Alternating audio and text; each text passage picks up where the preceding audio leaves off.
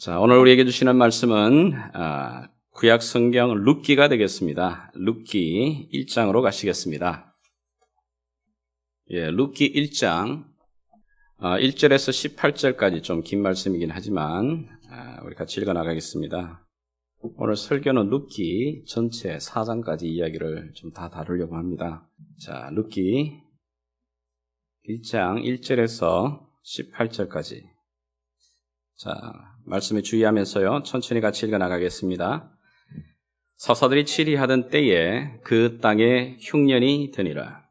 유다 베들레헴의 한 사람이 그의 아내와 두 아들을 데리고 모압 지방에 가서 거류하였는데 그 사람의 이름은 엘리멜렉이요 그의 아내의 이름은 나오미요 그의 두 아들의 이름은 말론과 기련이니 유다 베들레헴 에브라 사람들이었더라. 그들이 모압 지방에 들어가서 거기 살더니 나오미의 남편 엘리멜렉이 죽고 나오미와 그의 두 아들이 남았으며 그들은 모압 여자 중에서 그들의 아내를 맞이하였는데 하나의 이름은 오르바요 하나의 이름은 루시더라. 그들이 거기에 거주한 지 10년쯤에 말론과 기련 두 사람이 다 죽고 그 여인은 두 아들과 남편의 뒤에 남았더라. 그 여인이 모압 지방에서 여호와께서 자기 백성을 돌보시사 그들에게 양식을 주셨다 함을 듣고 이에 두 며느리와 함께 일어나 모압 지방에서 돌아오려 하여 있던 곳에서 나오고 두 며느리도 그와 함께하여 유다 땅으로 돌아오려고 길을 가다가 나오미가 두 며느리에게 이르되 너희는 각기 너희 어머니의 집으로 돌아가라. 너희가 죽은 자들과 나를 선대한 것 같이 여호와께서 너희를 선대하시기를 원하며 여호와께서 너희에게 허락하사 각기 남편의 집에서 위로를 받게 하시기를 원하노라 하고 그들에게 입맞춤에 그들이 소리를 높여 울며 나오미에게 이르되 아니니이다. 우리는 어머니와 함께 어머니의 백성에게로 돌아가겠나이다 하는지라. 나오미가 이르되 내 딸들아 돌아가라. 너희가 어찌 나와 함께 가려느냐? 내 태중에 너희의 남편 될 아들들이 아직 있느냐? 내 딸들아 되돌아가라. 나는 늙었으니 남편을 두지 못할지라. 가령 내가 소망이 있다고 말한든지 오늘 밤에 남편을 두어 아들을 낳는다 하더라도 너희가 어찌 그들이 자라기를 기다리겠으며 어찌 남편 없이 지내겠다고 결심하겠느냐? 내 딸들아 그렇지 아니하니라. 여호와의 손이 나를 치셨으므로 나는 너희로 말미암아 더욱 마음이 아프도다 하매 그들이 소리를 높여 다시 울더니 오르바는 그의 시어머니에게 입맞추되 룻은 그를 붙쫓았더라. 나오미가 또 이르되 보라 네 동서는 그의 백성과 그의 신들에게로 돌아가나니 너도 너의 동서를 따라 돌아가라 하니 룻이 이르되 내게 어머니를 떠나며 어머니를 따르지 말고 돌아가라 강권하지 마옵소서. 어머니께서 가시는 곳에 나도 가고 어머니께서 머무시는 곳에서 나도 머물겠나이다. 어머니의 백성이 나의 백성이 되고 어머니의 하나님이 나의 하나님이 되시리니 어머니께서 죽으시는 곳에서 나도 죽어 거기 묻힐 것이라. 만일 내가 죽는 일 외에 어머니를 떠나면 여호와께서 내게 벌을 내리시고 더 내리시기를 원하나이다 하는지라. 나오미가 룻이 자기와 함께 가기로 굳게 결심함을 보고 그에게 말하기를 거치니라. 아멘. 여러분 성경 통독 잘하고 계신가요? 예, 감사합니다. 여러분들의 그 한마디 한마디 간증이 위로가 됩니다. 그냥 다음 본문으로 넘어가려고 하다가 여러분의 성경 통독과 함께 우리 성경에서 잘 다루진 않지만 정말 보석과 같은 이야기, 오늘 룻기를 좀 이야기를 하려고 합니다. 룻기라고 하는 이곳에 기록되어 있는 한 가정, 이 가정의 이야기는 정말 초라하고 피폐하고 궁핍한 그 한 가정이 하나님의 나라라고 하는 큰 이야기에 연결이 되어지면서 그 가정이 얼마나 하나님 앞에 아름답게 축복으로 변화되는지를 보여주고 있는 놀라운 드라마입니다. 이 룻기를 읽다 보면 정말 힘이 납니다. 이 짧은 구절이지만 여기에 하나님이라는 단어가 많이 나타나지 않아요. 그러나 하나님의 놀라운 손길이 묻어져 있는 하나님의 역전의 드라마와도 같은 곳입니다. 룻기 1장을 보시게 되게 되면 먼저 이 룻기의 배경이 나오죠. 1절을 보시게 되면 사사들이 치리하던 때에 이렇게 말하고 있습니다. 자, 사사들이 치리하던 때라는 말은 여러분이 사사기를 읽어보셨다면 각기 자기의 소견이 옳은 대로 행하던 때, 그러니까 쉽게 말하면 완전 케이아스가 된 시대입니다. 그 깜깜한 시대에 하나님의 눈에 들어온 아주 밝은 별과 같은, 깜깜한 하늘의 별과 같은 두 사람이 있었습니다. 바로 그 사람이 룻과 사무엘입니다. 오늘 여기에 나와 있는 이 룻은 바로 이 칠흑 같은 어두운 사사 시대에 일어났던 한 가정의 이야기입니다. 2절을 보시게 되게 되면 이 가정의 가족들의 이름이 나오죠. 특별히 성경에는 기록된 가정이나 지명이나 이런 이름을 그냥 여러분이 지나가시면 안 됩니다. 왜냐하면 성경에 나타나는 이름들은 그냥 기록되어 있는 건 아니에요. 많은 사람들 가운데서 셀렉트 되어서 뽑혀져 있는 그 이름들이기에 그 이름, 지명 그냥 의미 없이 기록되지는 않습니다. 여기 한 가장의 이름이 엘리멜렉입니다. 엘리멜렉의 뜻은 하나님은 왕이시다 라고 하는 뜻이죠. 나오미라고 하는 뜻 참 좋은 이름이에요. 환희 또는 기쁨, 즐거움 이런 그런 뜻을 가지고 있습니다. 근데 이 가정이 어디를 살았냐면 원래 베들레헴이라는 곳에 살았답니다. 자, 베들레헴 우리가 많이 듣는 이름 아닌가요? 예수님이 태어나신 바로 그 고향이죠. 베들레헴이라는 뜻은 바로 떡집입니다. 네, 떡집. 아마 그래서 예수님께서 자신을 향해서 이렇게 말씀하십니다. I am a living bread. I am a bread of life. 내가 살아있는 떡이다.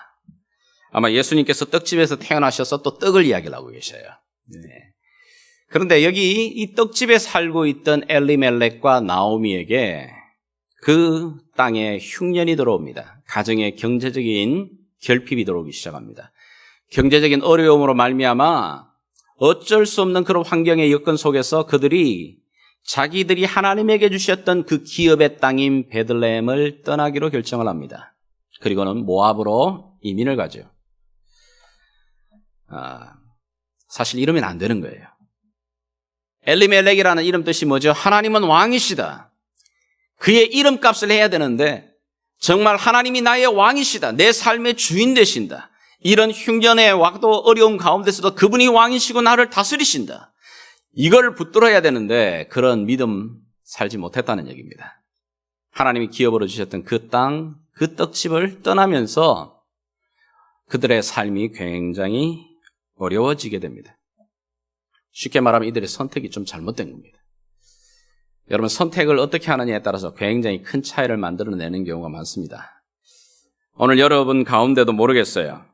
아마 어떤 중요한 선택을 해야 되는 분들이 계실지 모르겠지만 정말 기도하는 가운데 선택하십시오. 내 감정이나 환경이나 여건에 따라 움직이지 마시고 하나님이 주시는 마음을 붙들어야 됩니다.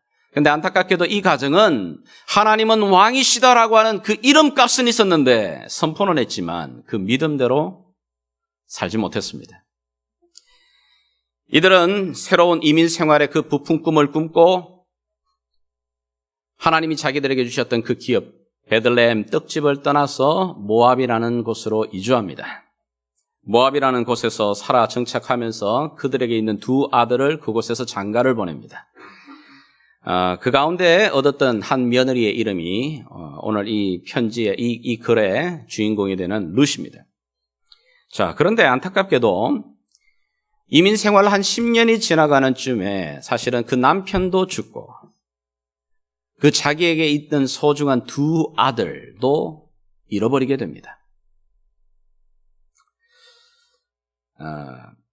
사실 모르겠어요. 여러분 여기 자매님들에게 한번 물어보겠습니다. 여러분들이 남편이 죽는 게 더 슬플까요? 아들이 죽는 게 더 슬플까요? 이건 잘 모르겠어요. 어떤 경험을 안 해봐서 그렇긴 하지만 보통 남편을 잃어버리면 남편 없이 못 산다고 이렇게 여러분들이 얘기를 할지 모르지만 주변에 보면 남편 없이도 잘 삽니다. 예. 그러나 아들이 자기보다 먼저 죽게 되면 그 어미는 그 아들은 가슴에 품게 되죠. 그리고는 살아있는 평생 동안 그 아픔과 슬픔이 그 가슴에 머물러 있게 됩니다. 이민 생활 10년째가 된 이 나오미에게 있어서 겪을 수 있는 모든 아픔의 겪음이 그들에게 몰아치기 시작합니다. 10년 만에 정말 거들나버린 겁니다. 이민 생활 10년이 되어서 완전히 거들나버렸습니다. 그들의 삶은 궁핍해졌고 공고해졌고 가련해져 버렸고 모든 삶에 그냥 끝이 나버린 것 같은 그런 경험을 이 가정이 겪게 됩니다. 하지만 만약에 우리가 이 가정의 이야기를 여기까지 읽어버리게 되면 안 됩니다. 왜냐하면 끝이 아니기 때문에.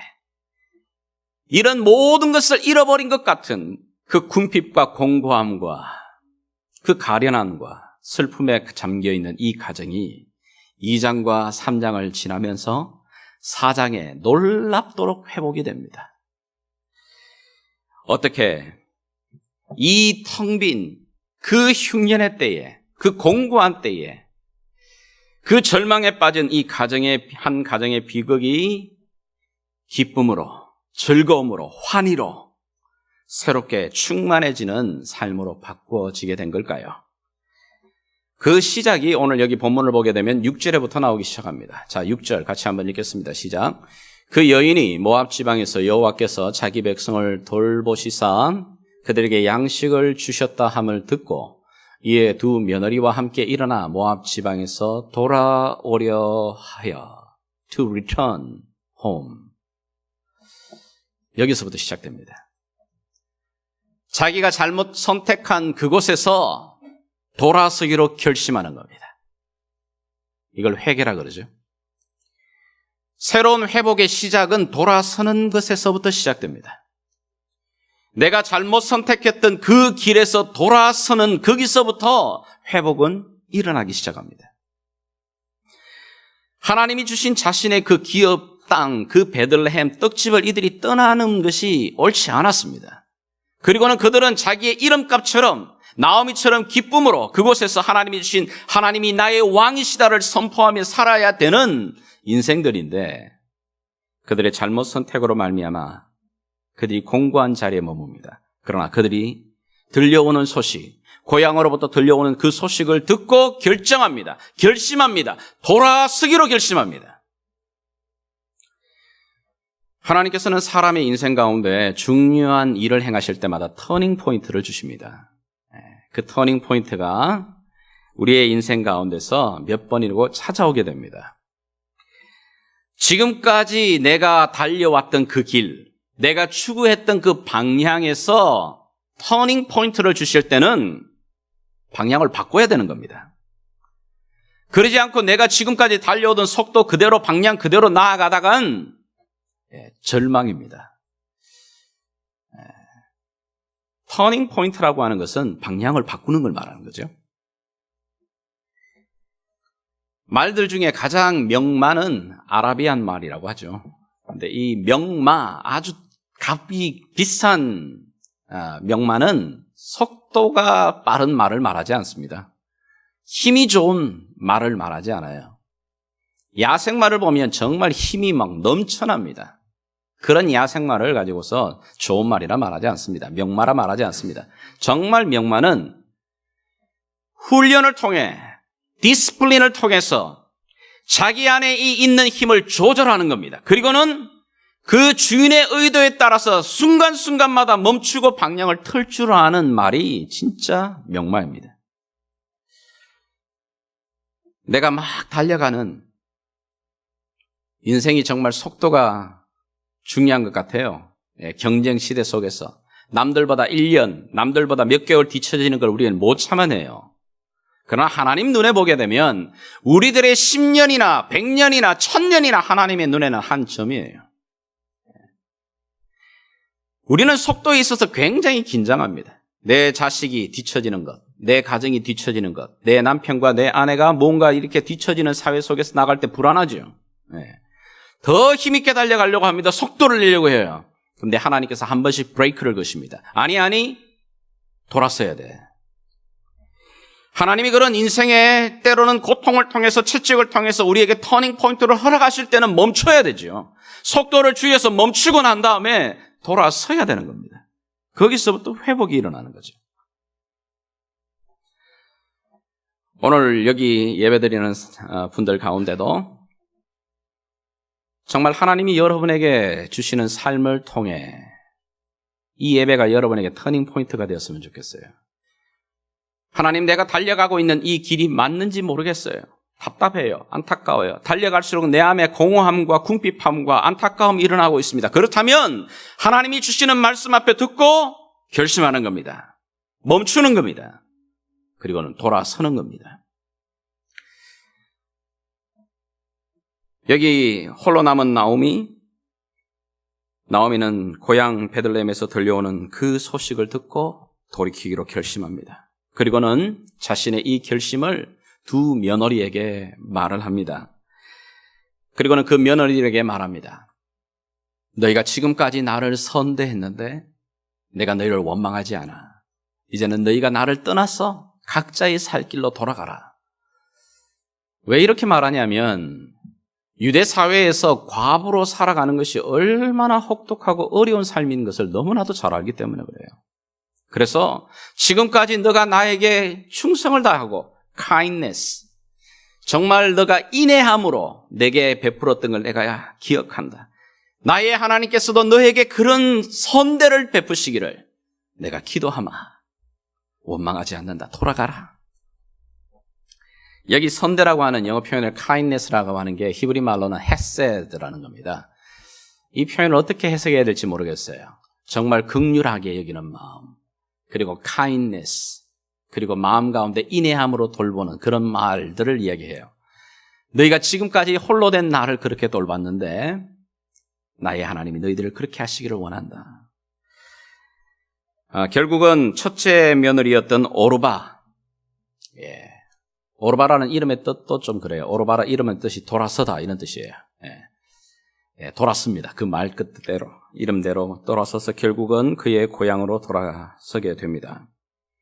그러자 이제 두 번째 나오미에게, 루시에게 말합니다. 나오미가, 봐라, 너의 동서도 그렇게 그의 백성과 그의 신들에게 돌아갔으니 너도 그렇게 해라. 너도 그렇게 해라. 너의 살 길을 찾아가라. 그럴 때 이 룻의 고백이 놀랍습니다. 이 두 갈림길에서 한 여인은 자기의 원 고향으로, 자기의 신들로 돌아갑니다.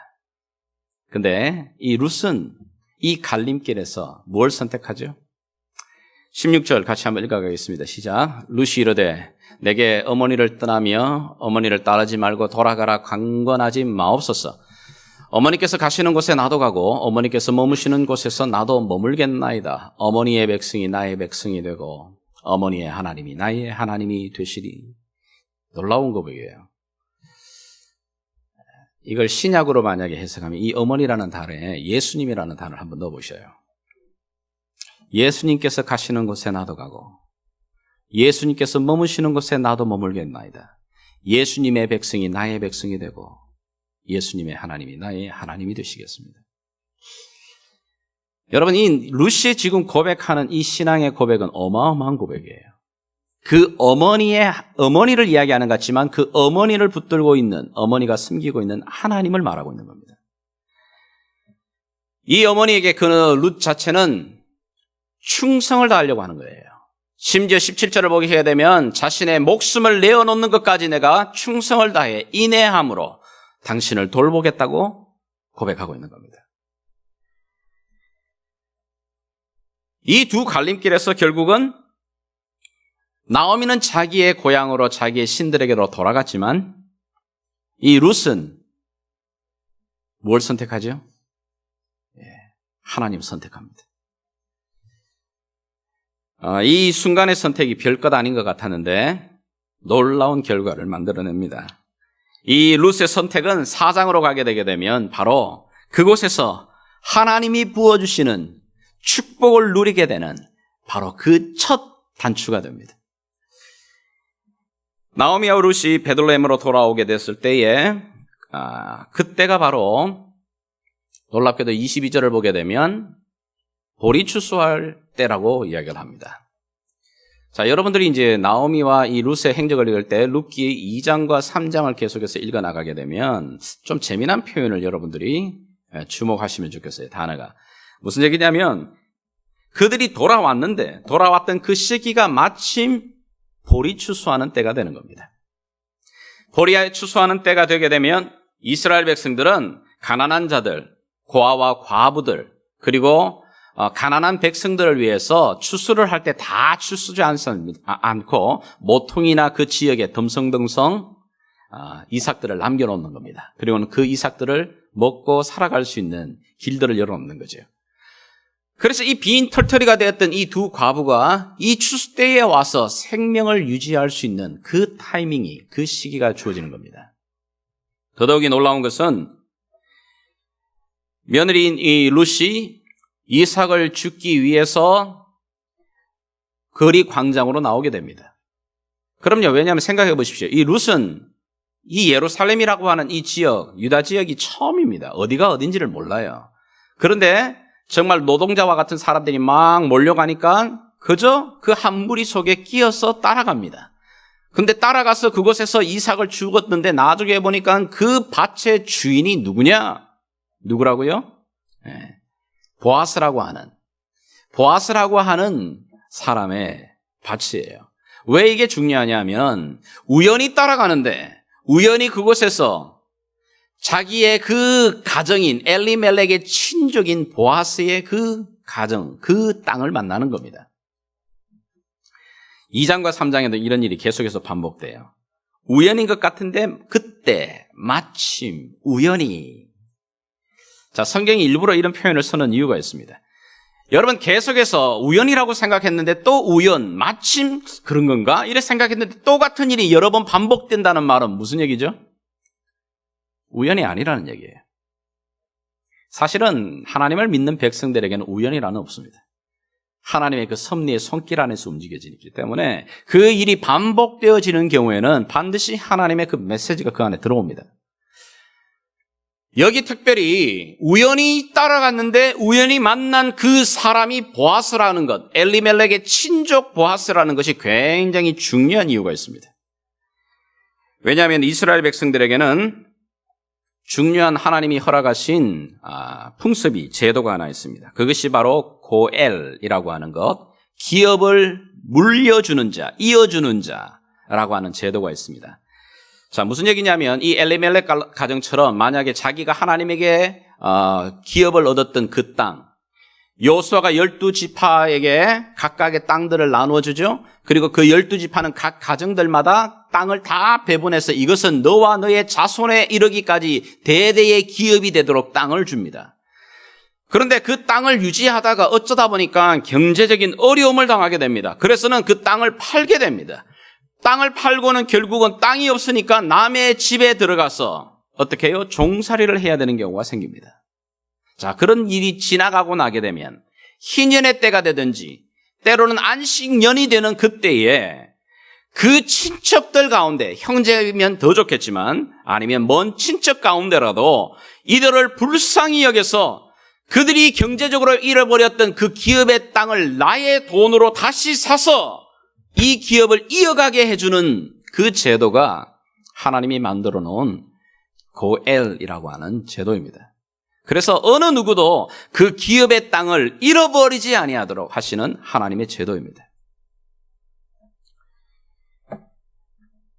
이 고엘이라고 하는 이 제도의 가장 중요한 첫 번째 대상은 바로 자기의 형제 아니면 친척들이 그 일을 감당하게 됩니다.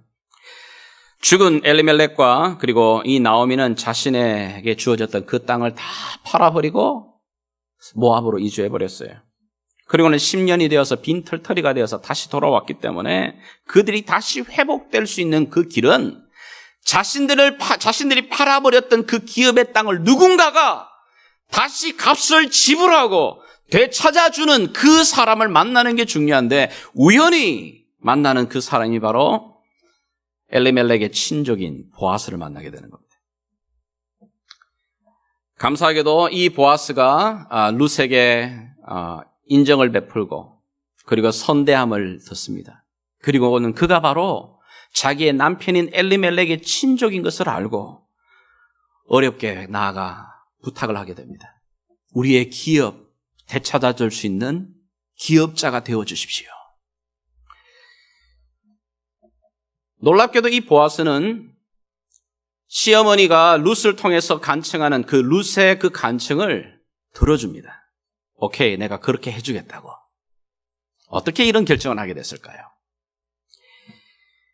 좀 숨어있는 얘기긴 하지만 여러분, 보아스라고 하는 사람, 보아스가 누구냐 하면 여리고 성을 점령하려 나갈 때에 그 여리고 성에서 유일하게 살아남은 가정이 하나 있습니다. 어느 가정이죠? 기억나십니까? 여호수아가 여리고 성을 점령해 나가려고 할 때에 정탐꾼들을 숨겨주면서 그래서 그 가정이 전체가 구원을 받은 한 가정이 있습니다. 바로 기생 라합입니다. 기생 그러니까 뭐 오늘날 같이 뭐 창녀 이렇게 생각하는데 그보다는 사실은 이게 성전에서 수종을 들던 그런 모습들인데요. 자, 그런 기생 라합인데 그 기생 라합이 구원을 받았어. 이스라엘 백성들 가운데 혼인하죠. 그리고는 그 라합의 몸에서 태어난 아들이 바로 보아스입니다. 보아스는 정말 인품이 좋았어요. 그리고 굉장한 체력도 가졌습니다. 근데 사람들이 아마 기생 그 아들이라는 어떤 딱지가 붙어 있었는지 모르겠지만 결혼을 하지 못한 상태예요. 근데 생각해 보시오. 보아스는 어느 누구보다도 하나님의 인애와 하나님의 그 긍휼하심을 가장 맛본 그 가정에서 자랐고 태어난 아들입니다. 근데 이방 여인인데 이방 여인 이 룻이 자기의 시어머니를 향하여서 충성을 다하여 베풀어 보는 그 모습을 보고 감동이 되는 거예요. 나도 나의 어머니에게 하나님께서 인애함으로 그 우리를 돌보셔서 우리 가정을 구원해내셨고 내가 하나님의 이 백성들 가운데서 태어나게 됐던 것, 이거 하나님의 전적인 은혜고 전적인 하나님의 돌보심인데 그 돌보심을 맛본 그였기 때문에 그 이방 여인 룻이 홀로 된 과부된 자기의 시어머니를 버리지 않고 돌보면서 충성을 다해 나가는 그 모습에 선뜻 대답을 해주는 겁니다. 그래, 내가 그 기업 물을 자가 되어 주겠다는 겁니다. 그런데 한 가지 문제가 있었어요. 무슨 문제냐면 기업을 물으는 데 있어서 가장 우선순위는 뭐냐면 가장 가까운 친척이 우선순위가 되는 겁니다. 보아스도 그 기업 물을 자의 순위에 들어가지만은 자기보다 먼저 앞서 그 기업 물을 자의 순위에 있는 한 친척이 있었던 겁니다. 그래서 보아스는 그를 직접 성문 많은 사람들이 모여있는 이 광장에다 그를 불러서 공개적으로 재판과 함께 의사를 묻게 됩니다. 그것이 4장의 이야기입니다. 그 4장 3절과 4절을 보시게 되게 되면 제가 쉬운 성경으로 좀 읽겠습니다. 쉬운 성경을 읽는 것이 더 좀 잘 이해가 될 것 같아요. 보아스가 가까운 친척에게 말했습니다. 우리의 형제 엘리멜렉이 살아있을 때에 그는 땅을 가지고 있었소. 이제 모압 지방에서 돌아온 나오미에게 그 소유의 권한이 있어. 그래서 당신에게 이 말을 해야겠어. 여기 앉아있는 내 백성의 장로들 앞에서 내게 말해 주시오. 그 땅을 사시오. 그 땅을 사들여 나오미에게 돌려줄 수 있는지 첫 번째 사람은 당신이고 그 다음이 나요. 당신이 사지 않겠다면 내가 사서 돌려주겠소. 자, 그러자 그 친척이 말했습니다. 내가 그 땅을 사서 돌려주겠소. 예상했던 시나리오가 좀 틀려지죠? 왜냐하면 이 가까운 친척이 생각을 해보니까 나오미를 보니까 나오미는 이제 나이가 다 이제 들어가지고 아이를 생산할 수 없을 정도의 나이가 된 거예요. 자, 그러면 아이를 생산할 수 없는 그 정도면 그저 과부 한 명을 내가 부양하는 그 정도만 책임을 지면 이 나오미가 죽고 나게 되면 이 엘리멜렉의 이 땅은 온전히 나의 것이 되는 거거든요. 계산법을 뚫어보니까 남는 계산이에요. 오케이, 내가 그 땅을 사겠어.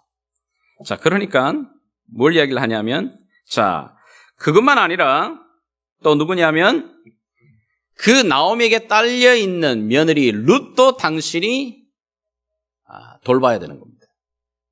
딸려 있는 식구이기 때문에. 자, 근데 룻은 젊은 자입니다. 젊은 여인입니다. 임신할 가능이 있겠어요, 없겠어요? 있죠? 근데 만약에 이 룻이 임신해서 아들을 놓게 되게 되면 이 기업 물을 자는 그 아들에게, 엘리멜렉의 증손자가 되는 그 아들에게, 쉽게 말하면 손자에게 그 땅을 다 돌려줘야 되는 겁니다. 가만히 계산해 보니까 손해보겠어요. 결국은 뭐죠? 말을 바꿉니다. 내 땅을 사지 않겠다, 물리겠다. 자, 이런 이야기가 이어지고 난 다음에 결국은 뭐냐면, 그렇다면 당신이 그 땅을 사지 않고 물리겠다라고 하는 것을 우리에게 증명하라고 말합니다. 그것이 증명하는 방법이 뭐냐면 그의 신발을 벗어서 이 보아스에게 그 신을 넘겨주는 거죠. 여러분, 이 신발을 벗어서 넘겨준다는 게 어떤 뜻이라고 우리가 배웠습니까? 나의 모든 권리를 넘겨준다는 겁니다. 재미난 풍습인데 이것이 여호수아에도 나오고 모세에도 나오죠. 하나님께서 말합니다. 너가 쓴 것은 거룩한 땅이 너의 신을 벗어라. 이 말은 단순하게 그냥 신발 벗어라 이런 뜻이 아니에요. 신을 벗어서 너의 모든 권리를 내게 넘기고 너의 하나님 되심을 인정하라는 겁니다. 그 이야기죠. 여기에 나오는 표현들입니다. 신을 벗어서 이 첫 번째 기업을 받을 수 있는 이 친척이, 가까운 친척이 보아스에게 넘깁니다. 자, 그리고는 보아스가 말하죠. 보아스가 장로들과 모든 사람들 마을에게서 말했습니다. 여러분, 오늘 내가 나오미의 땅을 사는 일의 증인입니다. 나는 엘리멜렉과 기럯과 말론에게 속했던 모든 것을 사겠습니다. 그리고 말론의 아내였던 모압 여자 룻도 내 아내로 맞아드리겠습니다. 그렇게 되면 룻의 죽은 남편의 재산이 그의 집안에 그대로 남아있을 것입니다. 그리고 그의 이름이 그의 집안에서나 그의 땅에서 영원히 끊기지 않을 것입니다. 여러분은 오늘 이 일의 증인입니다. 자, 생각해 보십시오. 이 일을 통해서 보아스가 경제적으로 이익을 얻는 게 있을까요? 전혀 없어요. 살아있는 동안에 나오미와 룻을 봉양해 줍니다. 양육합니다. 그리고 이 룻에서 만약에 자녀가 나오게 되면 그 자녀에게 이 재산은 자동적으로 넘겨줘야 합니다. 그런데 놀랍게도 경제적인 계산으로 보게 되면 막대한 손해예요. 그런데도 보아스는 그 자리를 감당하겠다고 합니다. 자, 만약 이 이야기가 여기서 딱 끊어지게 되면, 자, 누가 이익을 보고 누가 손해를 봤을까요? 보아스가 이익을 봤을까요? 아니면은 미리 발을 뺐던 그 가까운 친척, 이름도 나와 있지 않지만 그 아무개가 이익을 본 걸까요? 누가 이익을 본 것 같습니까? 그리고 누가 손해를 본 것 같습니까? 그러면 여기까지만 딱 끊어보게 되게 되면 첫 번째 계산 빠르게 발 뺐던 그 사람이 이익을 본 것 같아요. 보아스는 막대한 손해를 입는 것 같습니다. 그러나 하나님의 이야기가 여기서 끝나지 않아요. 하나님의 이야기가 여기서 끝나지 않기 때문에 하나님의 이야기가 끝나는 것을 봐야만 누가 진짜 손해를 본 건지, 누가 진짜 유익한 자리에 섰는지가 이야기의 결론이 나오죠. 여기서 끝이 나지 않고 룻과 보아스가 결국은 가정을 이룹니다. 그리고 그 가정에서 자녀가 나오죠. 그리고 그 자녀가 누가 되죠? 4장 17절에 이렇게 말합니다. 한번 읽겠습니다. 그의 이웃 여인들이 그에게 이름을 지어주되 나오미에게 아들이 태어났다 하여 그의 이름을 오벳이라 하였는데 그는 다윗의 아버지인 이새의 아버지였더라. 바로 어느 가문으로 연결되냐 하면 다윗 왕조의 가문으로 연결이 되어지게 됩니다. 보아스는 분명히 경제적인 손해를 봤어요. 거기다가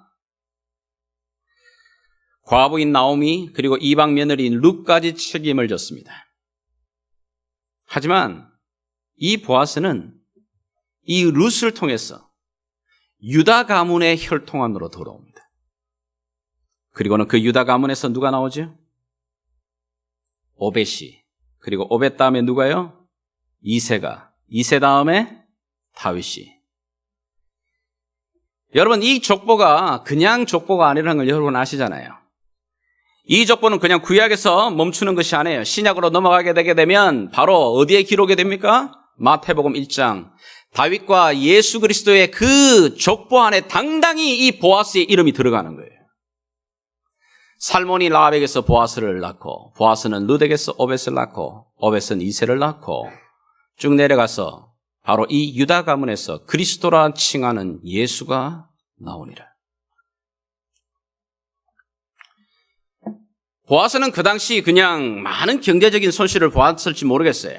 손해였어요. 아마 발빠른 계산했던 그 첫 번째 가까웠던 친척이 더 지혜로운지 모르겠어요. 그러나 이 보아스는 그 두 명의 가날픈 두 과부에게 베풀었던 그 인애, 그 헌신, 그 사랑으로 말미암아 기생 라합의 집에서 예수 그리스도의 족보 안으로 들어오는 겁니다. 그리고 다윗의 가문의 그 혈통으로 들어오는 거예요. 자, 그렇다면 누가 진짜 손해본 걸까요? 정말 누가 유익을 얻은 걸까요? 여러분, 이 이야기가 왜 룻기에 들어오냐면 사사시대는 각기 자기의 소견이 옳은 대로 행하는 시대입니다. 왕을 인정하지 않습니다. 자기 자신이 주인이 되어서 자기 인생을 세워나가는 그 시대입니다. 그런데 놀랍게도 자기의 이야기를, 자기의 스토리를, 자기의 업적을, 명예를, 이름을 날리기 위해서 애쓰는 그 시대에 하나님의 이야기에 연결된 가정의 이야기를 말하고 있어요. 여러분, 여기 이 한 가날픈 가정이, 그리고 어려서부터 어떤 면에서는 많은 무시를 당하면서 자랐을 보아스와 같은 그런 한 가정이 하나님의 놀라우신 섭리 속에 예수 그리스도의 그 족보 안에, 하나님 나라의 그 족보 안에 들어옵니다. 그 영광을 얻습니다.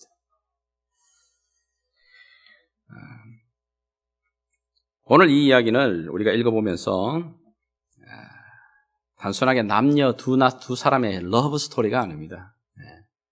이건 하나님의 큰 그분의 이야기, His story. 그분의 이야기를 하고 있어요. 떡집을 떠났던 베들레헴 떡집을 떠났던 엘리멜렉과 나오미 가정, 그들이 겪었던 궁핍함, 공고함, 그것은 하나님을 떠난 우리 가정, 내 개인의 삶의 모습과 닮은 겁니다. 하나님을 떠난 그 가정, 굉장히 풍요롭고 큰 것 같지만 결국 그 끝은 뭐죠? 죽음입니다. 멸망입니다. 이 땅에서 쌓아 올렸던 그 수많은 업적들, 명예, 그것 못 가져갑니다. 정말 무엇이 가장 중요한 걸까요? 내가 이 땅 안에서 이루어 놓았던 그거요? 죄송한 얘기지만 여러분이 끌고 모았던 그 모든 것 갖고 하나님 앞에 가지 못합니다. 여러분이 여기서 유명한 이름새를 날렸습니까? 하나님 앞에 섰을 때 그 유명세라는 아무 의미가 없습니다. 그러면 도대체 내 인생에 무엇이 의미가 있는 거지? 무엇이 영원토록 남게 되는 거지? 오늘 여기 성경의 이야기가 우리에게 말해주고 있습니다. 우리에게 기업을 물을 자의 역할을 해주었던 보아스, 그 보아스보다도 더 확실한 기업을 물을 자, 리디머가 계시다. 기업을 물은다라고 하는 것이 결국 뭐냐면 값을 치러주는 거잖아요. 이 사람이 치룰 수 없는 능력에 있는 그 값을 내가 다 치러주는 겁니다. 그래서 다 치러줘서 그의 모든 본연의 것을 다시 그에게 돌려주는 자, 그 기업을 물을 자, 리디머. 그분이 누구실까요? 그럼요, 우리의 예수님이십니다. 자기의 모든 것을 내어서 희생하시고 생명 주시면서 말미암아 궁핍했던 죄인의 모습에 있던 우리에게 오셔서 그분이 리디미가 되주셨습니다. 구속자가 되어주신 겁니다. 그래서 우리를 하나님 나라의 하나님의 백성의 그 가정으로 연결시켜 주신 그 구속자, 보아스보다 더 확실한 그 구속자가 바로 예수 그리스도이십니다. 예수님은 하나님을 떠났던 우리의 이 삶의 이 공허함과 궁핍함 가운데 우리의 이 삶의 스토리에 오셔서 거덜나버린 우리의 인생 가운데 그분이 구속자로 기업을 이어주시는 분으로 하나님의 백성의 자리로 연결시켜주시는 분으로 우리의 행복이 끝이 났다고, 이제는 모든 게 슬픔이었다고, 나오미가 말합니다. 나의 이름이 기쁨이라고 말하지 마라. 나를 말하라고 해라. 슬픔으로, 고통으로, 이 비르네스, 이 아픔 가운데 있는 내 인생을 다시 하나님이 나로 하여금 나오미가 되게 하셨다. 기쁨이 되게 해주셨다. 즐거움이 되게 해주셨다. 환희가 되게 해주셨다. 누가요? 바로 그 구속자가. 여기에 그리스도인이라 여러분이 고백하는 자, 저와 여러분이 바로 그런 자리에 들어와 있는 자입니다. 그런 하나님의 이야기에 지금 연결된 자입니다. 기생의 집안에서 태어났던 아들이었습니다. 이방 여인이었습니다. 홀로 과부가 된 자였습니다. 모든 게 다 거덜나버린 자들이었습니다. 그런데 하나님의 그 섭리 안에 들어와, 인내하신 하나님의 그 은혜 아래 들어와 예수 그리스도의 그 족보 안에 당당히 우리의 이름이 올려지게 되는 그런 은혜와 그 놀라운 축복을 누린 자가 바로 저와 여러분입니다. 자, 그렇다면 앞으로 우리의 이야기를 어떻게 써내려가야 될까요? 하나님의 그 족보 아래 들어가 하나님의 이야기를 써내려가야 되지 않겠어요? 우리의 이야기가 끝이 났을 때에 우리 인생의 이야기가 막장이 될지 아니면 정말 하나님 앞에 감동이 될지 그걸 어떻게 알죠? 지금 여러분들의 인생의 스토리를 써나가는 그게 정말 중요한 게 아닙니다. 지금 여러분들이 하고 계시는 그 일로 말미암아 인생의 스토리를 어떻게 쓰고 계시느냐, 그게 중요한 게 아니라 끝에서 하나님 앞에서 우리의 인생이 어떻게 평가받느냐가 더 중요합니다. 나의 이야기가 하나님의 그 이야기에, 하나님 나라의 그 이야기에 연결이 되었다면 비록 나의 이야기는 초라하고 궁핍하고 내놓을 것이 없는지 모르지만 하나님 앞에 놀라운 가정의 이야기, 놀라운 개인의 이야기로 마무리가 돼요. 왜냐하면 인생의 그 마지막의 끝을 마무리 지을 수 있는 능력은 우리 인생의 작가가 되시는 하나님 손에 달려있거든요.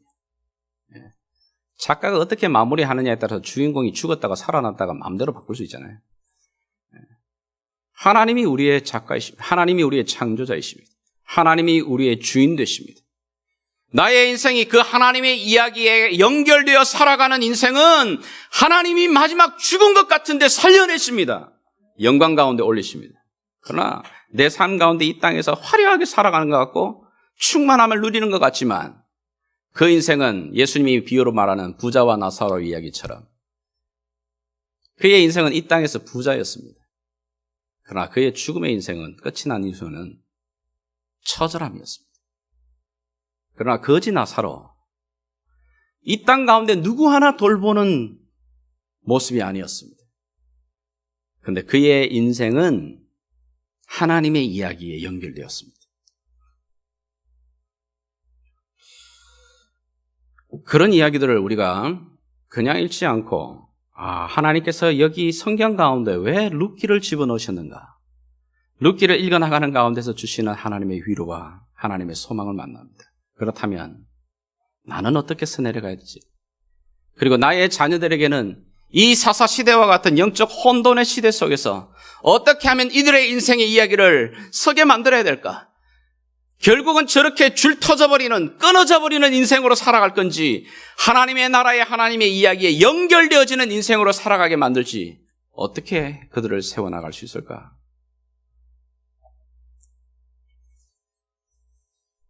그 하나님의 이야기를 알아야죠. 그러려면. 하나님의 이 큰 이야기를 모르고서야 어떻게 그 이야기에 끼어들어가겠어요? 하나님의 이야기를 잘 써내려, 우리의 이야기를 더 잘 써내려가려면 하나님의 이야기를 알아야 합니다. 하나님의 이야기를 어떻게 알죠? 그럼요. 하나님이 기록하신 하나님의 말씀을 통해 하나님의 이야기를 알게 되는 겁니다. 성경은 하나님으로부터 시작해서 이 세상의 시작과 끝의 이야기를 다루고 있습니다. 성경은 하나님의 이야기로 시작해서 하나님이 앞으로 우리에게 하실 그 이야기들을 말해주고 있습니다. 그 이야기를 아는 것과 모르는 것은 어마어마한 차이를 만들어내죠. 그러면 나의 지금 인생의 삶의 초점이 어디로 가야 되는지, 무엇에 포커스를 맞춰야 되는지는 더 분명해지게 됩니다. 하나님의 이야기를 알지 못하고는 하나님의 연결된 이야기에 연결되고 결코 써내려갈 수가 없어요. 그렇다면 지금 여러분들은 어떤 이야기를 써내려가고 계십니까? 내 한순간 여기서 이 땅에 살아봤자 80, 길어봤자 100년 살아가는 그 인생에 여러분의 목숨 걸고 이야기를 써내려가고 계십니까? 아니면 그 이야기가 정말 영원하신 하나님의 이 이야기에 연결되는 이야기가 써내려가고 있습니까?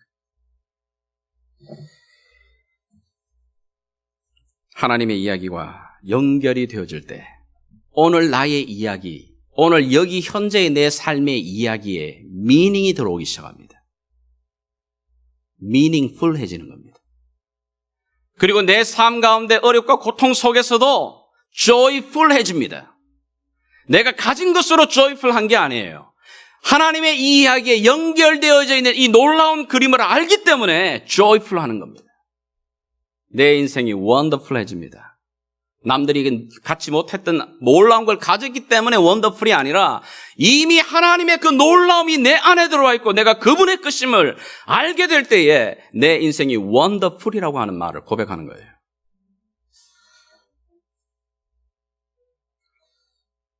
하나님의 이야기 안에 연결이 되어질 때 비로소 오늘 나의 달려가야 될 방향이, 오늘 내가 이 자리에 부르심의 자리가 더 분명해집니다. 그리고는 부르심의 자리에서 보아스가 보여준 것처럼, 룻이 보여주었던 것처럼 인내함으로 내가 그런 은혜를 입은 자로 또한 내 주변에 그런 도움이 필요한 자들에게 인애를 베풀고 그 긍휼함을 베풀고 그것이 흘러가는 하나님의 이야기를 수놓게 됩니다. 좀 마무리하겠습니다. 저와 여러분의 삶은 한편의 이야기입니다. 지금 여러분의 이야기가 20대를 지나 30대, 40대, 60대를 넘어가는 이야기 속에 곧 아마 여러분의 이야기가 끝이 날 겁니다. 근데 그 이야기의 끝이 여러분 어떻게 될까요? 정말 내 이야기가 하나님의 이야기에 같이 발맞춰 가고 있는가? 아니면 하나님의 이야기와는 뚝 떨어져 버린, 끈 떨어진 연처럼 끊어진 인생의 이야기를 하고 있는 건가? 어떤 이야기를 쓰기를 원하십니까? 하나님의 이야기와 연결된 삶의 스토리가 나와 우리 가정의, 우리 공동체의 이야기가 될 수 있기를 주 예수 이름으로 축복합니다. 기도하겠습니다.